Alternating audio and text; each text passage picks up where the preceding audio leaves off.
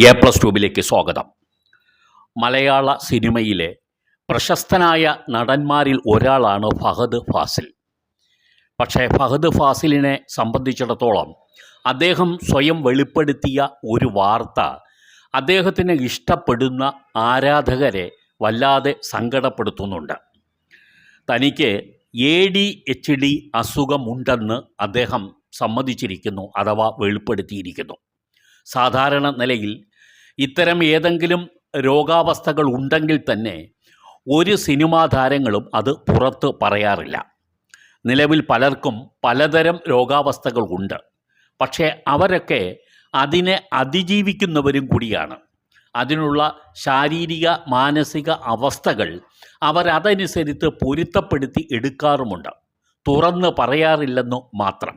പക്ഷേ ഇപ്പോൾ ഫഹദ് ഫാസിൽ സിനിമാ അഭിനയത്തിൽ തൻ്റേതായ ശൈലി തുടരുന്നത് പോലെ തന്നെ അദ്ദേഹം ഈ രോഗാവസ്ഥ വെളിപ്പെടുത്തുന്നതിലും മറ്റ് എല്ലാ നടന്മാരെയും കവച്ചു വച്ചിരിക്കുന്നു എന്ന് വേണമെങ്കിൽ പറയാം. പലരും തുറന്ന് പറയാൻ മടിക്കുന്ന ADHD എന്ന അസുഖം തനിക്കുണ്ട് എന്നാണ് ഫഹദിൻ്റെ വെളിപ്പെടുത്തൽ. പക്ഷേ ഇതൊരു ഗൗരവമുള്ള രോഗമാണെന്നോ അല്ലെങ്കിൽ ഗുരുതരാവസ്ഥയിലേക്ക് എത്തപ്പെടുന്ന ഒരു രോഗമാണെന്നോ നിഗമനം നടത്തേണ്ടതില്ല. ഇത് സാധാരണ കുട്ടികളിൽ കാണപ്പെടുന്ന ഒരു രോഗമാണ്. പക്ഷേ കുട്ടിക്കാലത്ത് ഇത് ചെറിയ തോതിൽ തനിക്കുണ്ടായിരുന്നു എന്നും 40-ാമത്തെ വയസ്സിൽ, അതായത് ഇപ്പോൾ അത് കൂടുതലായി ശ്രദ്ധിച്ചു തുടങ്ങിയിരിക്കുന്നു എന്നുമാണ് ഫഹദിൻ്റെ വെളിപ്പെടുത്തൽ. ADHD എന്ന് പറഞ്ഞാൽ attention deficit hyper activity disorder എന്നാണ് ഇതിൻ്റെ പൂർണ്ണമായ പേര്. ഇതൊരു ന്യൂറോ പ്രശ്നമാണ്. ഇത് കുട്ടികളിൽ മാത്രമല്ല മുതിർന്നവരിലും കണ്ടു വരാറുണ്ട്. പക്ഷേ മുതിർന്നവരിൽ ഇത് കണ്ടുവരുന്നത് അപൂർവമാണ്. ഈ ADHD എന്ന് പറയുന്നത് നമ്മൾ കൂടുതലും ഇത് ഉണ്ടാകുന്നത് കൊച്ചു കുട്ടികൾക്കാണെങ്കിലും പലപ്പോഴും ഇത് തിരിച്ചറിയാറില്ല എന്നുള്ളതാണ്. ഇങ്ങനെ അസുഖമുള്ള കുട്ടികൾ പൊതുവെ പല പ്രശ്നങ്ങളും ഉണ്ടാക്കുന്ന കുട്ടികളുമാണ്. ഈ അവസ്ഥയിലുള്ള കുട്ടികളെ തിരിച്ചറിയുക എന്നതാണ് നമുക്ക് വളരെ പ്രധാനപ്പെട്ട കാര്യങ്ങളിൽ ഒന്ന്. ഈ അവസ്ഥ ചില ലക്ഷണങ്ങളോടുകൂടി അവരുടെ ഭാഗത്തു നിന്നും ഉണ്ടാകുമ്പോൾ അലസത, ശ്രദ്ധക്കുറവ് തുടങ്ങിയ കാര്യങ്ങളാണ് ആദ്യം മുതൽ നാം ശ്രദ്ധിച്ചു തുടങ്ങേണ്ടത്. പക്ഷേ അങ്ങനെ കാണുമ്പോൾ പലപ്പോഴും നമ്മൾ വഴക്ക് പറയാറുണ്ട്. ഈ പൊതുലക്ഷണങ്ങൾ യഥാർത്ഥത്തിൽ ഒരു രോഗാവസ്ഥയാണെന്ന് തിരിച്ചറിയാൻ പല പേരൻസിനും കഴിയാതെ വരുന്നുണ്ട്. ന്യൂറോ ഡെവലപ്മെൻറ്റ് ഡിസോർഡർ ഗണത്തിൽപ്പെടുത്തുന്ന ഒന്നാണ് ഈ ADHD രോഗങ്ങൾ. ഇത് ശ്രദ്ധക്കുറവിൽ ആരംഭിക്കുകയാണ് പതിവായി സംഭവിക്കുന്നത്. പഠനകാര്യത്തിലും ചെയ്തുകൊണ്ടിരിക്കുന്ന കാര്യങ്ങളിലും മനസ്സ് കേന്ദ്രീകരിക്കാൻ കഴിയാതെ വരുന്നതാണ് പ്രധാനപ്പെട്ട ഒരു ദോഷം. ഇവരുടെ ശ്രദ്ധ പെട്ടെന്ന് പതറിപ്പോകും. പെട്ടെന്ന് എടുത്തു ചാടി പ്രവർത്തിക്കുന്നതും ഓവർ ആക്റ്റീവാകുന്നതുമൊക്കെ ഇത്തരക്കാർ പതിവായി ചെയ്യുന്ന കാര്യങ്ങളാണ്. ഇവരോട് അല്പനേരം ഒരു സ്ഥലത്ത് അടങ്ങിയിരിക്കാൻ നമ്മൾ പറഞ്ഞാൽ അവർക്കത് ബുദ്ധിമുട്ടാകും. പഠനകാര്യത്തിലാണെങ്കിൽ ശ്രദ്ധക്കുറവ്, അതുകൊണ്ട് വരുന്ന തെറ്റുകൾ എന്നിവയൊക്കെ പതിവാണ്. കണക്ക് ചോദ്യം മുഴുവനും ശരിയായി ചെയ്ത് ഉത്തരം കണ്ടെത്തിയിട്ടുണ്ടെങ്കിലും ഈ ഉത്തരം എടുത്തെഴുതുമ്പോൾ ഇവർ തെറ്റായിട്ടായിരിക്കും എഴുതുക. അറിയാവുന്ന കാര്യങ്ങൾ പോലും ശ്രദ്ധക്കുറവ് കൊണ്ട് തെറ്റ് വരുത്തും എന്നുള്ളതാണ് ഇതിൻ്റെ പ്രധാനപ്പെട്ട മറ്റൊരു ലക്ഷണം. മറ്റൊന്ന്, ഇവർ എല്ലാ ദിവസവും ചെയ്യുന്ന അല്ലെങ്കിൽ പതിവായി ചെയ്യുന്ന കാര്യങ്ങൾ പോലും മറന്നുപോകും. ഇതൊക്കെ ഇവരെ സംബന്ധിച്ചിടത്തോളം വ്യക്തിപരമായി വളരെയധികം പ്രശ്നങ്ങൾ ഉണ്ടാക്കുന്ന ഒരു രോഗാവസ്ഥയാണ്. കാര്യങ്ങൾ ക്രമീകരിക്കുന്നതിന് കഴിയാതെ വരിക, ക്രമീകരിച്ച കാര്യങ്ങൾ തന്നെ ചെയ്യാൻ കഴിയാതെ വരിക, അതിനുള്ള സമയം വളരെയേറെ എടുക്കേണ്ടി വരിക, ഇത് പലപ്പോഴും അധ്വാനമെടുത്ത് അല്ലെങ്കിൽ കൂടുതൽ സ്ട്രെയിൻ എടുത്ത് ചെയ്യേണ്ട കാര്യങ്ങളൊക്കെ ചെയ്യാൻ കഴിയാത്ത അവസ്ഥയും ഇത്തരം ആളുകളെ അലട്ടാറുണ്ട്, പ്രത്യേകിച്ച് കുട്ടികളെ. ഇവർ ധാരാളം സാധനങ്ങൾ ഇവർ നഷ്ടപ്പെടുത്തുന്ന തരത്തിലുള്ള ചില സ്വഭാവ സവിശേഷതകളും ഇവരിൽ കാണാറുണ്ട്, പ്രത്യേകിച്ചും കുട്ടികളിൽ. കളിപ്പാട്ടം, പുസ്തകങ്ങൾ, പേന, പെൻസിൽ ഇതൊക്കെ പലപ്പോഴും പതിവായി ഇവർ കളയുന്ന ഒരു സ്വഭാവക്കാരാണ്. ഈ ശാരീരികമായ ഇവരുടെ അവസ്ഥ നോക്കുകയാണെങ്കിൽ കൈകാലുകൾ അടക്കി വയ്ക്കാതെ എപ്പോഴും വിറപ്പിച്ചുകൊണ്ടോ ചലിപ്പിച്ചുകൊണ്ടോ ഇരിക്കാറുണ്ട്. ഇരിക്കുന്നിടത്ത് അടങ്ങിയിരിക്കാൻ കഴിയാതെ പലപ്പോഴും അവർ അസ്വസ്ഥത പ്രകടിപ്പിക്കും.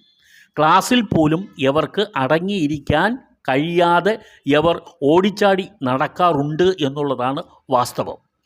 ഏത് സാഹചര്യങ്ങളിലും അതിൻ്റെ പ്രാധാന്യം കണക്കിലെടുക്കാതെ ഇവർ ഓടുകയോ നടക്കുകയോ ഒക്കെ ചെയ്യുന്ന പെരുമാറ്റ വൈകല്യങ്ങൾ പ്രകടിപ്പിക്കാറുണ്ട്.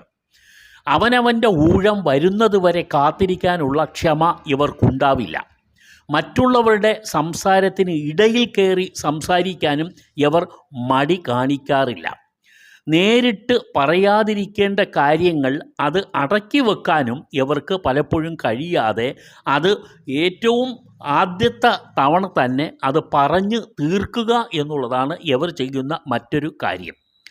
ഏത് കാര്യങ്ങളും കൂടുതൽ ശ്രദ്ധ കൊടുക്കാതെ തന്നെ അവർ ചാടിക്കയറി ചെയ്യുന്ന ഒരു രീതിയും ഇവർ പിന്തുടരാറുണ്ട്. പലപ്പോഴും നേരിട്ട് പറയേണ്ടതായ ഉത്തരങ്ങൾ ഇവർ പറയില്ല എന്നുള്ളതാണ് ഒരു പ്രത്യേകത. ഇത് ഏറ്റവും കൂടുതൽ കുട്ടികളിൽ ആണെങ്കിലും വളരെ ചെറിയ കുട്ടികളിൽ ആണ് ഇത്തരം ഹൈപ്പർ ആക്റ്റീവ് ആകുന്ന ഈ അസുഖം ബാധിക്കുക. എല്ലാം ADHD ഗണത്തിൽ പെടുത്താം എന്നുള്ളതല്ല, പക്ഷേ അത് തീർച്ചയായും ഒരു ന്യൂറോ സർജനായിരിക്കും അതാണോ അല്ലയോ എന്ന് തീർച്ചപ്പെടുത്താൻ കഴിയുക. അത് എല്ലാ അർത്ഥത്തിലും ഇവരുടെ ദൈനംദിന കാര്യങ്ങളെയും പഠനത്തിനെയും ഒക്കെ ബാധിക്കുന്നുണ്ടെങ്കിൽ, അഥവാ ഇത്തരം വൈകല്യങ്ങൾ സ്ഥിരമായി നിൽക്കുന്നുണ്ടെങ്കിൽ ഇത് ADHD ആണോ എന്ന് തന്നെ നമ്മൾ ഉറപ്പാക്കണം. കൗൺസിലിംഗ് ഉൾപ്പെടെയുള്ള കാര്യങ്ങൾ ആദ്യം തുടങ്ങുകയും പിന്നീട് ഇതിന് ആവശ്യമായ ന്യൂറോ സർജൻ്റെ നിർദ്ദേശപ്രകാരമുള്ള മരുന്നുകൾ കഴിക്കേണ്ടിയും വരും. പക്ഷേ ഇത് ആദ്യകാലത്തെ കണ്ടുപിടിക്കുകയാണെങ്കിൽ പൂർണ്ണമായും ഇത് പരിഹരിക്കാൻ കഴിയും എന്നുള്ളതാണ് മെഡിക്കൽ സയൻസ് പറയുന്നത്. മുതിർന്നവരിൽ ഇത് ഉണ്ടാകുക എന്നുള്ളത് പലപ്പോഴും അവരുടെ ഏകാഗ്രത കുറവിൽ നിന്നും കാര്യങ്ങൾ വേണ്ട രീതിയിൽ ഗൗരവമായി കൈകാര്യം ചെയ്യാൻ സാധിക്കാത്ത അവസ്ഥ വരുമ്പോഴും, ഓർമ്മ പ്രശ്നങ്ങൾ അലട്ടാൻ തുടങ്ങുമ്പോഴും, ബന്ധങ്ങൾ നല്ല രീതിയിൽ കൈകാര്യം ചെയ്യുന്നതിൽ പരാജയപ്പെടുമ്പോഴും ആണ് മുതിർന്നവരെ സംബന്ധിച്ചിടത്തോളം ഇത് ഗൗരവമുള്ള ഒരു പ്രശ്നമായി മാറുക എന്നുള്ളതാണ്.